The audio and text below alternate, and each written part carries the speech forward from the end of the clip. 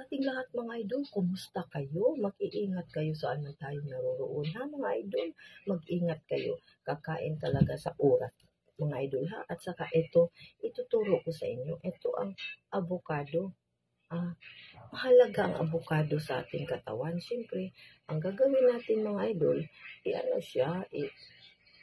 hugasan muna bago hiwain. Pero, okay din yun kung diretso kain pagkatapos mag-slice kasi mas maganda sa katawan yung fresh na wala talagang halo na mga sugar, mga gatas. Ito gawin natin kainin siya na siyempre fresh pa, walang sahog, ganun. Maganda ito sa katawan. Pagising ko, ito man ang kainin ko mga idol.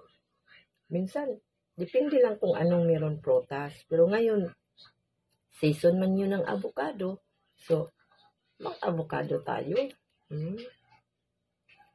Pero may mga kinuskos na tayo dito. Pero ang mga kinuskos, sa miyembro ng pamilya yan. Kasi ang mga ibang miyembro, hindi man kakain ng diretso nito. Pero mas okay yung kakainin natin ang avocado na wala pang laman. At dyan. Pagising.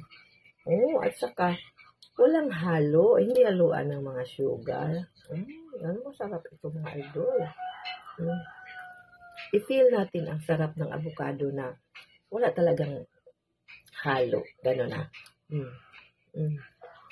I-feel nyo napakaganda sa katawan mga idol. Yun, natatanong kasi yung iba sa akin na ano daw sikreto na tandang-tanda ng edad ko tapos ganito pa rin. Ito lang sikreto. Siyempre mga prutas, kakainin ang mga prutas na wala pang laman ng ating tiyan. Ito ubusin ko talaga ito. Minsan maubos ko isang buo. Masarap ka mga idol, masarap talaga siya. Pero ito itatabi ko muna kasi habang nagawa man din tayo para sa pamilya. Gusto man din sa pamilya natin na may mga sugar at saka gatas at pagbigyan. Pero depende, ito man ang gusto ko na ito lang kainin na walang gatas pero magawa tayo ng may gatas para naman masaya ang buong pamilya, lalong-lalo na ang ating mga anak. Siyempre, hindi man sila, ayaw man nila noong diretsuhin kasi hindi man malasa. Pero itong gagawin natin, slice natin. Ang yung kinakain ko, tinabi ko. Siyempre, ang kutsara, ginagamit na. Hindi naman pwede na siya pa rin ang gamitin ang kutsara na kinain ko. O diba, may sanitation din tayo ha. Hindi pwede nga. Mag-cleanis din ang ating pag-prepare.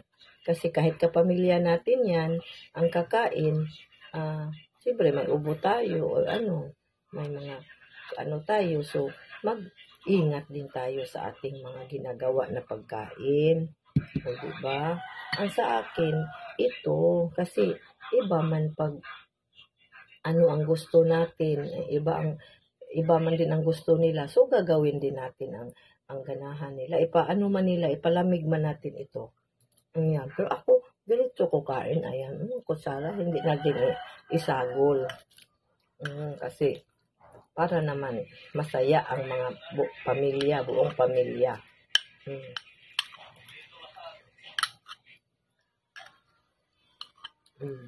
Para masaya, lalong-lalo na ating mga anak, diba? Di man na sila ganahan na.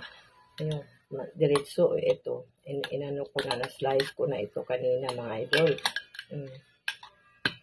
Ito na. So, kuha muna tayo ng sugar para sila, malagyan ng sugar.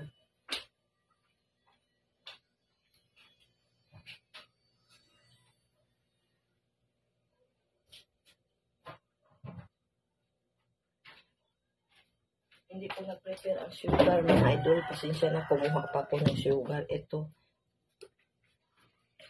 Pero hindi ito sugar. Ito? Milk. Milk na lang. Pwede man milk, mga idol. Milk.